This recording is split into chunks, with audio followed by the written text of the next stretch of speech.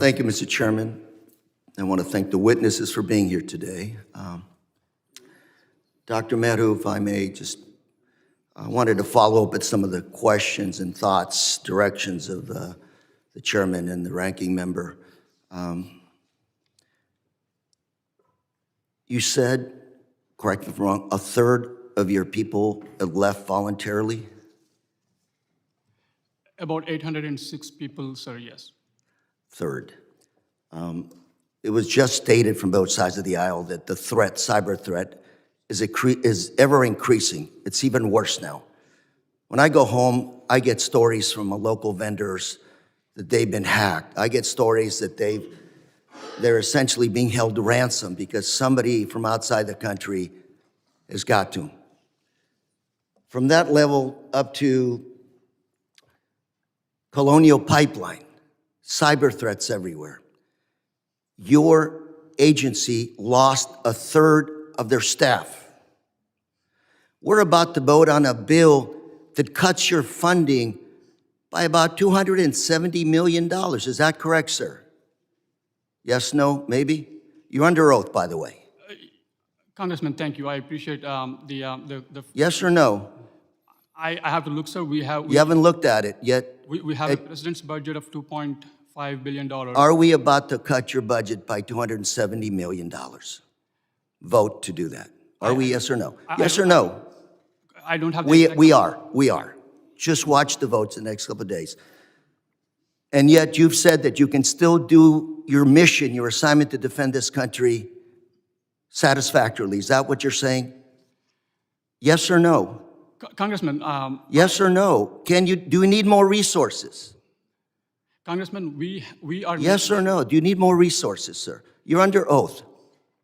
Congressman. Can you assure the public of this country that based on all these cuts, you've lost a third of your personnel, we're about to cut your budget, that you can still do your job? Yes or no? Congressman, thank you for the question. Yes or no? Sir, at any Thank time, you very much. I've got 2.5 minutes left. If you could answer that to me in writing later on, I'd appreciate it. Ms. McNeil, thank you for being here today. Quick history. TSA, Homeland Security. Department of Homeland Security was created as a result of 9/11, that cowardly attack on our country that cost us thousands of lives. We don't want to see that repeated again. If I remember correctly, hijackers, terrorists, broke into the cabin of a number of airline flights on that day, took command, control of airplanes, and used them as weapons against the United States. Is that correct, more or less? That's correct. Do you have the resources today to defend against something like that? We do, sir. Since the establishment of TSA, we've taken a concerted, layered approach to aviation security. Recently, if I may, Yes, sir. Reassignment of some of your personnel to ICE and CBP over the last year or so. Is that correct? You've lost about 250 air marshals who are randomly on airplanes, on commercial flights, to prevent another 9/11 from happening. Those folks are now assisting in ICE removals. Does that not concern you?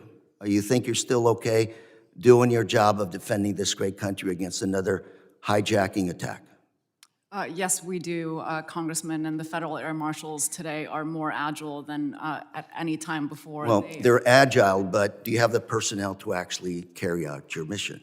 Yes, and they are deployed based on risk on our flights. They also offer ground-based security, and yes, they do support our colleagues across DHS to advance the national security and transportation security mission that includes our colleagues at ICE, as you mentioned, also the Secret Service. If I may, I have less than half a minute left. If you can answer this question for me in writing, you're focused more on investment in technology. I like the focus on trained personnel.